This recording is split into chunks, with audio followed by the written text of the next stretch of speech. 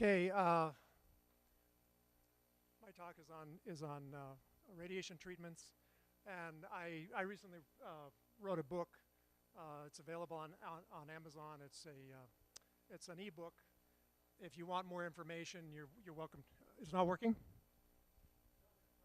Oh, sorry. Pardon me. If you want more information, you can consult the book. Let's see the advances. So the first thing I want to talk about, because cancer is the major issue with radiation, is what causes cancer. A lot of things cause cancer. Viruses cause cancer. For example, we currently have the HPV vaccine. It's a little controversial, but it protects against certain types of cancers.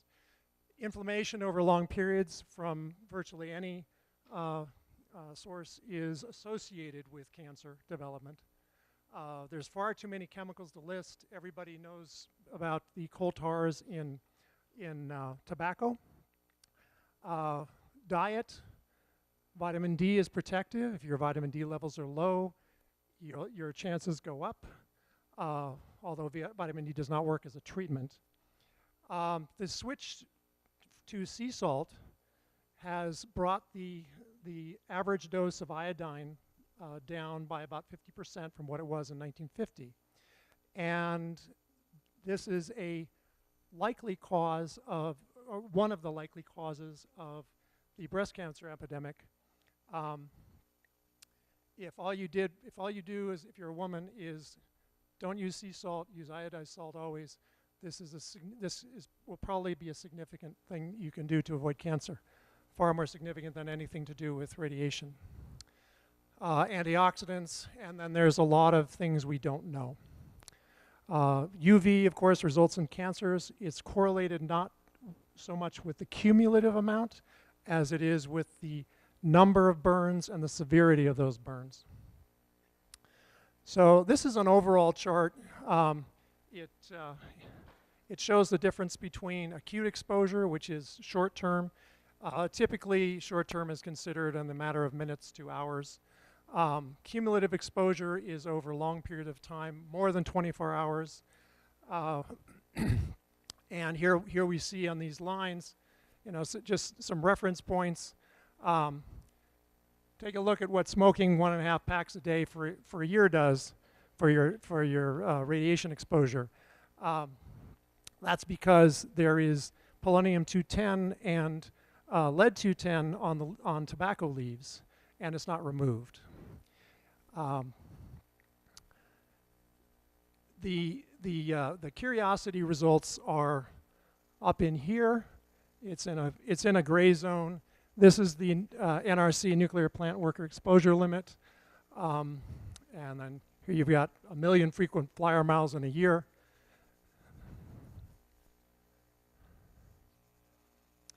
And wanted to give people a basic orientation to LD50. LD50 is, of course, half. What kills? What's the lethal dose for half the population?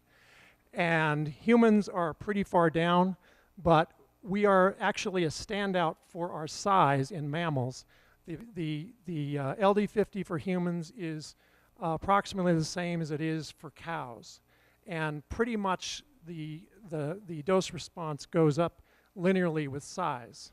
So that's probably due to an improved DNA repair mechanism in humans, which may have something to do with our lifespan.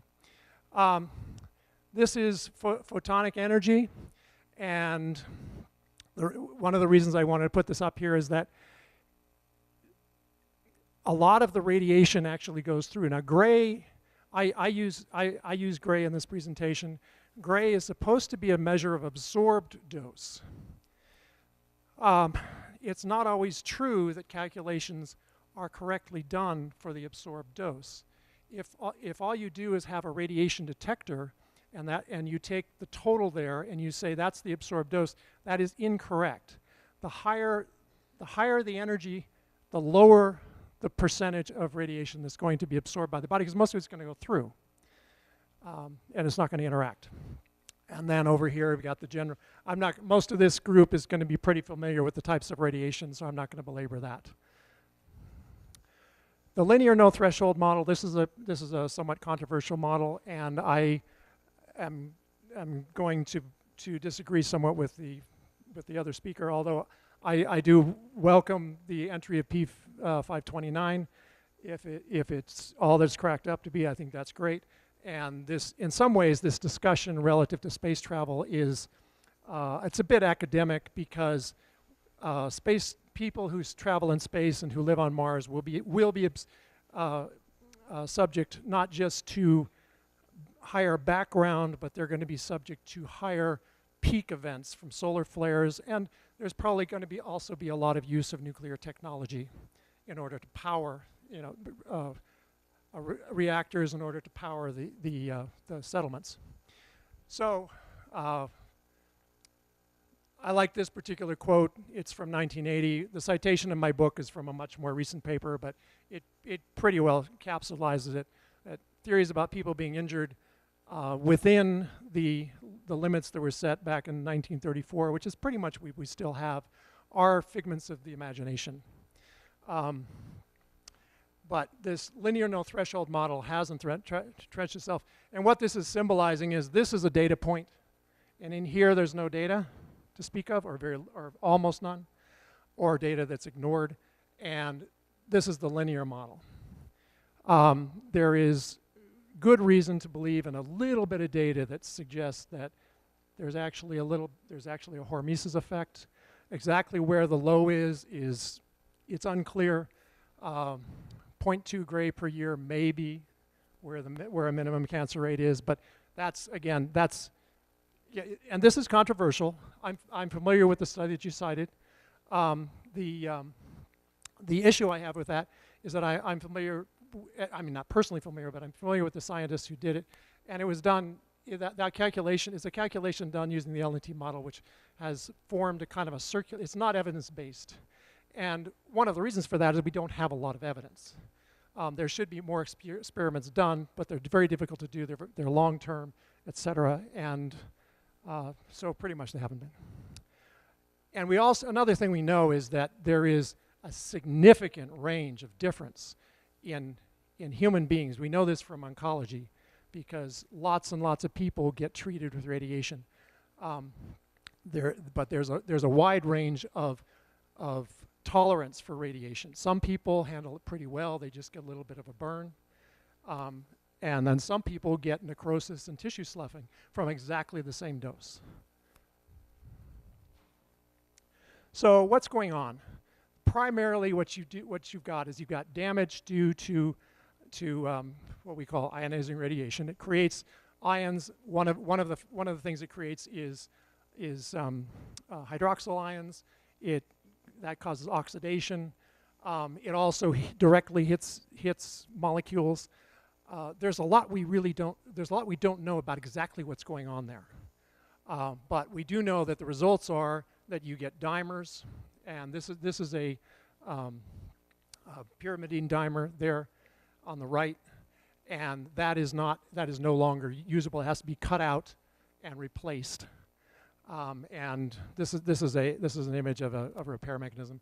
And then when this doesn't work well enough, you get the cells going into apoptosis. They get a signal to kill themselves, and they die.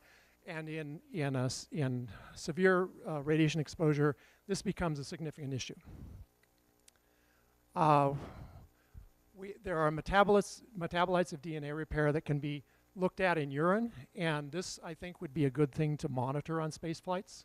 It would also be, although it's not an absolute measure, but it should be some kind of indicator. You get thymidine, which is and you get the cyclobutane thymine dimer, which is what I showed on the previous slide, and you get 8-hydroxydeoxyguanosine. That is also something that you get from smoking. You see it in chemotherapy. In radiation, you can find stuff that says that radiation damage is due to oxidation. That's not correct. You get some oxidation, but you get higher levels of these others, and that's one of the ways you can potentially tell the difference. This is an actual case of it's called cutaneous radiation syndrome, or this is from a soldier in the Republic of Georgia who somehow he got cesium capsules, which were probably, it's not clear what they were left over from, but they might have been left over from the Stalin era when they were trying to irradiate wheat. And he got these severe burns. There's a thermographic image on the right. You can see that the damage is pretty severe. And this is a time chart here of the intensity of the illness, and this is CRS happens pretty fast. This is a log scale. Sorry, this is a log scale for those who are familiar with those.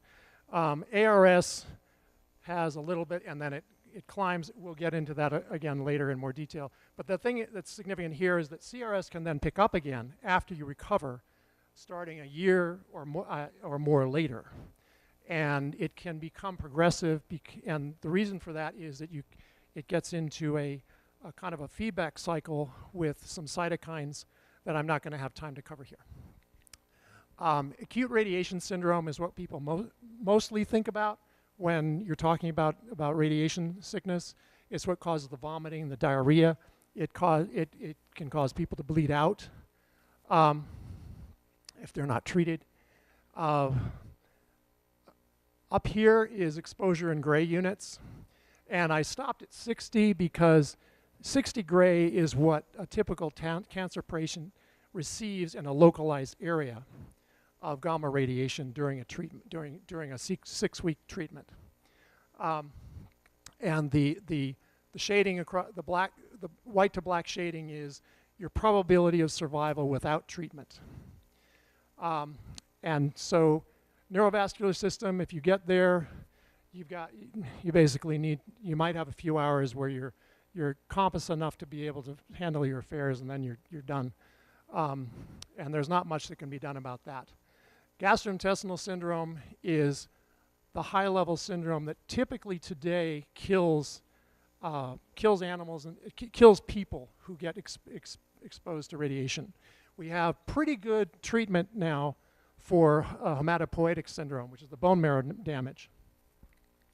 And the basic thing to understand here about what's going on with ARS is that the cells that are the most resistant to radiation are cells that don't reproduce very fast, and where the stem cells also don't reproduce very fast.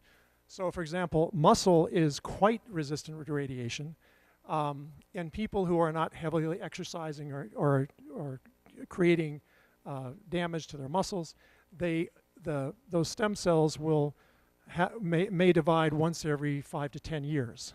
So what you see that the fastest reproducing stem cells in our body are in our bone marrow, and that's 2.5 days, and then the second fastest is in the GI tract. And one of the things that can be done to affect this is to slow down the rate of cell division. And what that does not improve DNA repair rate. What it does is it gives more time to do the repairs. Now, these kinds of agents are not things that people want to be taking in the doses that are required on a daily basis.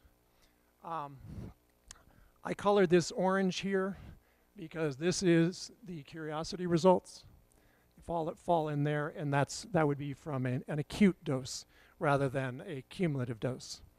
I like this pain scale. Anybody familiar with hyperbole and a half? Yeah, I love this pain scale. It puts the message across pretty well. So, you know, what you've got is in the lower levels of acute exposure, you're getting very small increases in cancer rate. Now, keep in mind that the increases that I'm posting here are based on the linear no-threshold model that I trashed earlier, but it's the best and most conservative guess we have. But the LD50 is right in here. It's 3.5 to about 5. And that's where you're going to have, if you're not treated, that's where you're gonna have some very serious symptoms, and we'll go into what those are. This is classic ARS in the low range, where you haven't had high enough radiation dose to kill off enough stem cells in your gut to cause GI syndrome, which is an extremely serious illness. It's not an illness, it's a syndrome. So what you're looking at here is, these are red blood cells. Anybody have a guess as to why red blood cells don't have a problem with radiation? That's right. There's no nucleus in those cells, so they're not. It doesn't matter. There's no DNA to damage, and all kinds of chemistry in the body can get damaged, but those things don't matter. If you damage a protein so it doesn't work, that protein will be routed to be destroyed and reused. It's similar for fats and sugars. It's really not an issue. So these two are the biggies.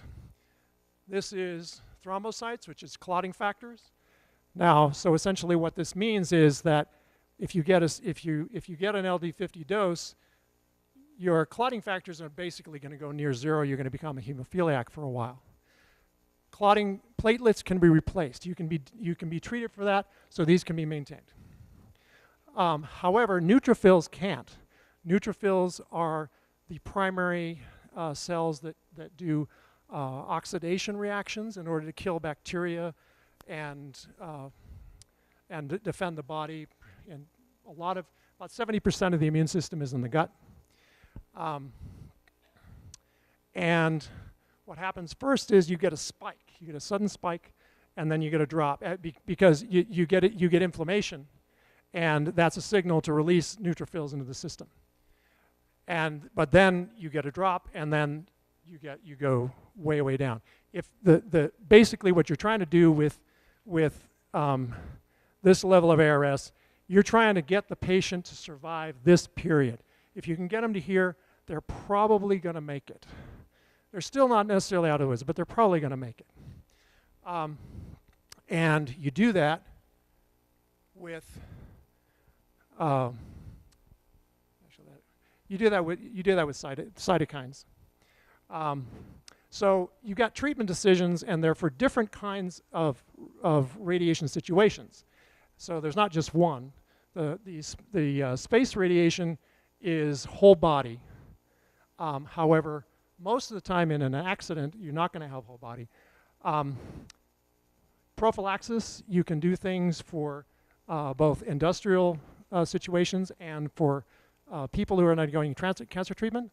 Although I'll just note here that there are only 2 methods that I know of that are significantly helpful, that counteract the effects of radiation, which also help to kill cancer cells. And those are para-aminobenzoic acid and hyperbaric oxygen prior to treatment with gamma rays. And that's because cancer cells, many tumors, particularly in the brain, are hypoxic. And they're hypoxic to a degree that they are roughly twice as resistant to radiation damage as normal cells. So I already talked about how many gray for a typical course of cancer treatment, 60 gray to a localized area, 50 to 60. Somebody want to take a guess at what the highest local dose is in an accident where somebody survived? At least that I know that's been written up. Just wild guess. 2,000 gray. It was a guy in Argentina who stole a cesium capsule that had been carefully placed on a counter by a technician because they were replacing it, and he thought, oh, it's valuable, so he put it in his back pocket. He did survive. He was treated with mesenchymal stem cells and a lot of surgery. radionuclide ingestion is a special case, because then you're getting serious damage from alpha particles and beta rays, as well as gamma rays if those are being emitted. So the types of treatments are DNA repair agents. This P529 is a new one. I look forward to reading more about it. Stimulators of specific types of stem cell division. These are differentiated stem cells, so they're not precursor stem cells, but those are cytokines and hormones. Cell division slowing agents such as septalin and genistein. Genistein is something that's present in tofu, but you have to eat a lot of tofu to get enough to make a difference in radiation. I don't think it's physically possible. And then anti-inflammatories is an interesting area, because one of the things that happens with serious radiation damage, particularly if you've got some area that's localized, is that you get a cytokine storm and a massive immune reaction that can result in multi-organ failure, which is very similar to sepsis. It's just not caused by the toll-like receptor 4, which is sensitive to bacterial endotoxin. Anyway, pentoxifylline is a drug which it's a TNF alpha inhibitor, and it's also a number of other things. It prevents it prevents the blood clotting and a number of other problems when somebody has acute CRS. Other anti-inflammatories are potentially usable, such as Enbrel as a biologic. And then you've got the antidepressant anti-inflammatories. There is not very much, the serotonin theory of why things like Prozac work has not got a lot of evidence going for it. And it turns out that these SSRIs and SNRIs are also TNF alpha inhibitors, but they're TNF alpha inhibitors that can get across the blood-brain barrier. And it turns out that there's inflammation there, and that a serious problem with treating people who have acute radiation syndrome is that they get depressed. And one of the first theories is, well, of course they're going to be depressed. They've almost been killed. And I've got a ways to go yet. So I wanted to do a quick step through of radionuclide ingestion. You know about the Litvinenko case where the guy drank polonium-210, and so it's got a half-life of 138 days. So what that adds up to is that you've got up to 990 gray of exposure left over several half-lives. But the exposure is only to the radionuclide that's breaking down today, and that's an important thing to recognize. So the exposure on a particular day you get from this equation, and that means you get 6.2 gray on that first day, which is potentially survivable, although that gets into the GI tract syndrome area. It's about 0.2 gray per hour, which is also going to be helpful because the slower the rate, the better off you are, because it gives your DNA repair mechanisms time. Just to give you a sense for it, you're doing at least 1 billion DNA repairs a second in your body, because we have trillions of cells, and just chance alone is going to cause things to happen that shouldn't. He would be a candidate for PABA and amifostine, septalin.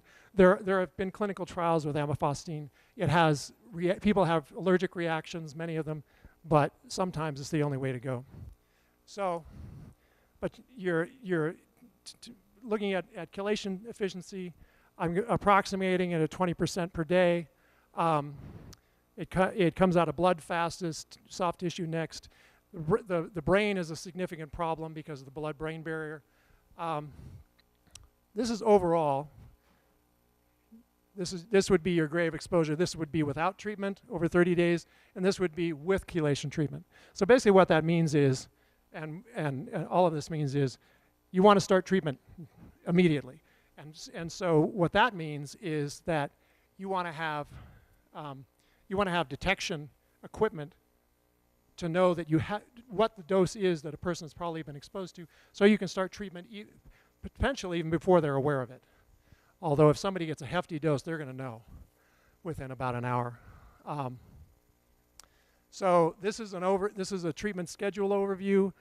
We really don't have time to go through this, but so to summarize this, the evidence for a significant negative effect from whole body exposure at a low level,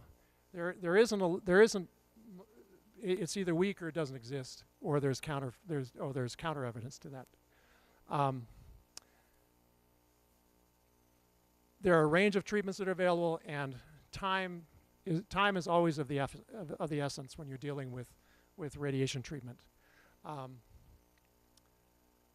So I guess I'll open that for questions.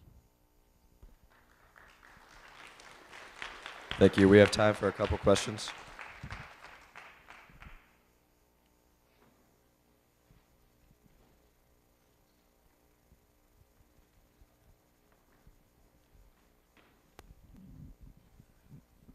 Hello, is there some utility, for instance, to have systemic level doses of various things that you could immediately put into someone? I mean, serotonin, any of these things? Because I know I'm not quite sure what you're asking. Huh? I'm not quite sure what you're asking. I'm asking of any of the useful medicines you could give someone. Yeah.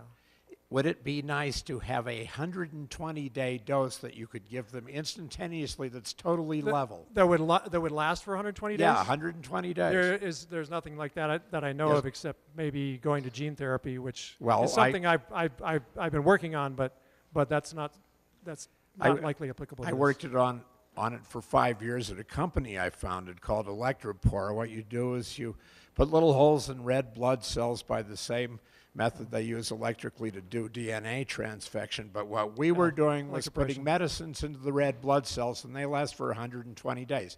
They're removed at a constant rate, so you can have any medicine delivered at an even dose for 120 days. Now, you can take an astronaut's blood, you can pre-dose that blood with whatever you want to for an immediate transfusion. Yeah, okay, so the preventive agents that I know of are, aside from this one, that are significant, that you could take amifostine, which is really not a candidate because most people develop a reaction if they don't have one initially.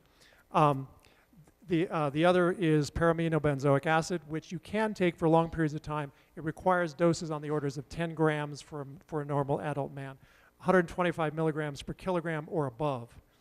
That's unlikely to be something you could package that way. It's just 10 grams times 120, you'd fill the bloodstream completely. You'd